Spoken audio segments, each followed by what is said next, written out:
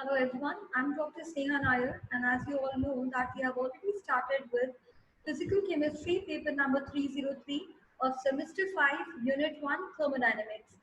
I just gave you the least information regarding the basic topics, that is the very basic principles of what are the different laws of thermodynamics that have been produced so far.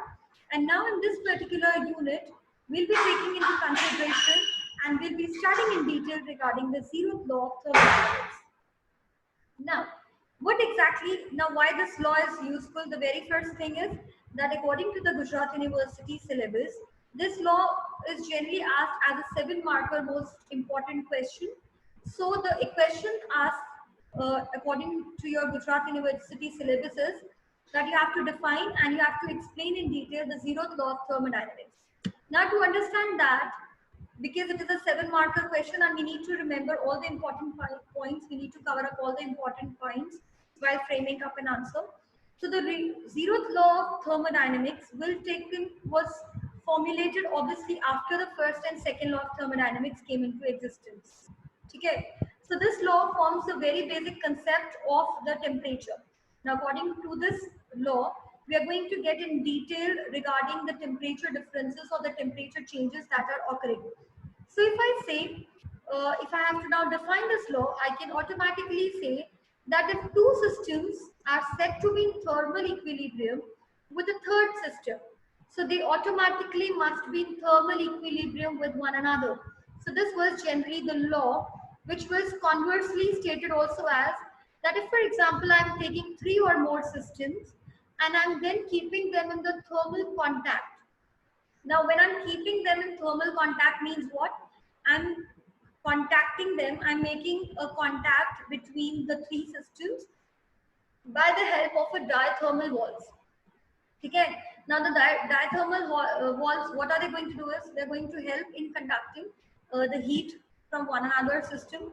So what they're going to do is, because the heat can be transferred, so they will be in thermal equilibrium altogether. So any two systems, so if I'm not taking now again in separate form, so they also will be in thermal equilibrium with one another. So see, as you can see here, the diagrammatic representation, the simplest way of understanding, I've taken 3 systems A, B and C. Now if for example I say that A is in equilibrium with B and A is also in equilibrium with C, so automatically we can say that B and C are also in thermal equilibrium. Likewise, if for example B is in equilibrium with C and C is also in equilibrium with A, so B and A also can be considered in thermal equilibrium with one another. Now, because the question asked in your exam is that you have to give up the mathematical representation of it. Now, how will you mathematically represent it?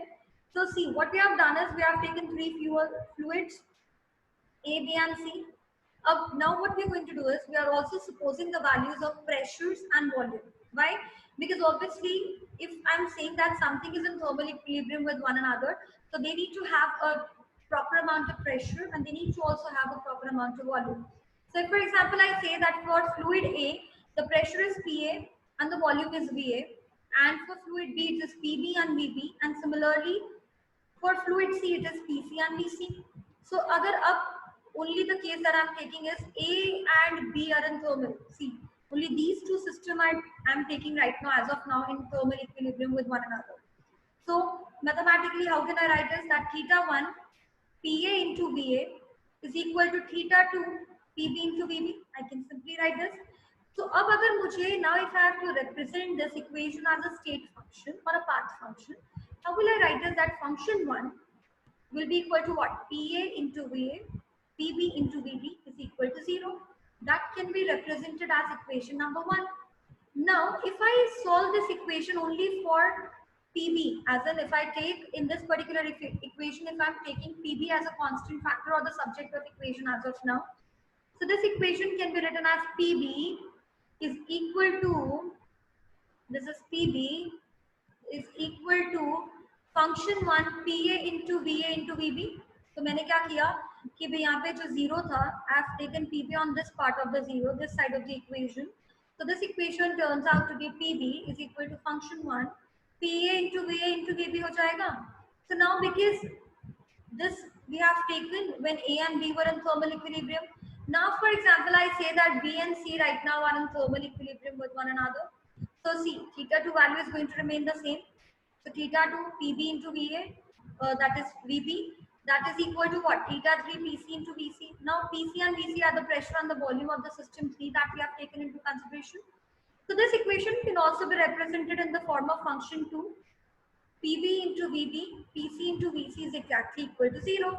So now if I again make PB as a subject of equation C, here I have made PB as a subject of equation, and in this particular equation also I'm going to make PB as a subject of equation. So what is happening is PB can be represented as what?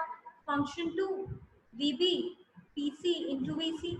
So what I've done here also is I've taken PB from this side of the equation to the other part of the equation, or to the other side of the equation, that is on the equal to 0 wala side. So if I now combine both the 2 and 3 equations, see this equation is PB F1 PA VA VB, this is PB F2 VB PC VC. So what I'm going to do is I'm going to combine both the equation, and I can then say that A and C can automatically be in the thermal equilibrium with one another. How will I say? See, function 1 PA VA VB, function 2 PB VB PC VC is already there. As you can see over here is VB is common on both the sides, so I can obviously nullify from that equation also. So the new equation, that is the new function that has been generated, is what? F3 PA, VA, PC, VC is exactly equal to 0. So what I've done here is, I've then proved, I've taken two individual systems to be in thermal equilibrium, and then by taking one system to be a constant factor or to be the subject of equation for both the equations, now what I've done is I have now made an agreement that a third equilibrium, that is a third equilibrium, is automatically set between the other two systems which were remaining, that is the system A and C, now can also be said in thermal equilibrium with B, obviously क्योंकि वो individually तो थे. So A and C also can be in thermal equilibrium with one another. So this equation can also be represented as theta 1 PA into VA will be equal to theta 3 PC VC. Now if I have to write the general equation for all the systems into consideration, so the general equation will turn out to be what? Theta 1 PA into VA, that is equal to what? Theta 2 PB into VB, sorry, and that is equal to theta 3 PC into VC. So this is indicating that all the three equilibrium, all the three systems have now come up in a thermal equilibrium with one another. ठीक है?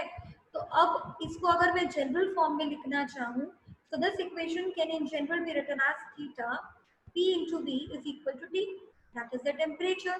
So now if I have to define temperature, the temperature is what? That is a property which will determine whether the system or whether the body is in thermal equilibrium with the neighboring system or not. ठीक है? तो ये जो above equation है, जो भी हमने अभी देखा temperature का definition, that is indicating whether the two systems that you have taken into consideration, whether they will be in equilibrium with one another or not, and if they are, then at what temperature they are at a thermal equilibrium. And now the zeroth law of the practical application. See, for every law that we are going to study, or for everything that we are studying, has to have certain practical applications associated with it. So what is one practical application of the zeroth law of thermodynamics? That is the recording of temperature of a system by a thermometer. जब भी हम आपने देखा होगा, we generally in this COVID scenario, so we have frequently made use of thermometers. So whenever the body temperature is measured making use of a thermometer, so the entire process in which a thermometer is exactly working is based on the zeroth law of thermodynamics. That is one such application of the zeroth law of thermodynamics. Now this equation or this question is generally asked as a 7-marker question. Now, whenever this question is asked, you always have to begin with the definition part, just a quick summary of whatever we are going to write up in an answer. We are always going to start up initially with the definition of what is exactly the zeroth law of thermodynamics. How do we define the zeroth law of thermodynamics? Now, then we also have to represent the zeroth law of thermodynamics with the help of a simple figure or a diagram wherein we are taking three systems into consideration, and we are making it we are understanding with that matter of fact that all the three systems are in thermal equilibrium with one another. And then what we are going to do is, with the help of pressures and volumes, because these two factors are going to change in every scenario, so with the help of pressure and volume, we are going to measure each system, and then we are going to measure an equilibrium that is occurring between 1 and 2 initially. Then we are going to state it with the help of a function. Then we are going to devise an equilibrium between the system 2 and 3, that is B and C. And then again the state function values have been considered. And then lastly what we are going to do is we are going to combine all the three values, that is uh, because we have taken 2 is common on both the equation. 2 is on one side also, that is with A, and 2 is also with C.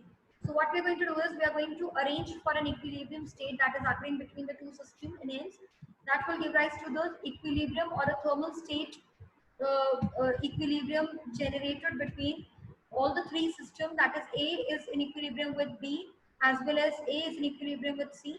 So in total it can be considered as that A is equilibrium with B, this is equilibrium with C, and this is then used in measuring up of the temperature that we use with the help of a thermometer. So this was all about the zeroth law of thermodynamics. In the coming video, we'll be taking up new different topics. Till that time, stay safe and keep on revising. Thank you.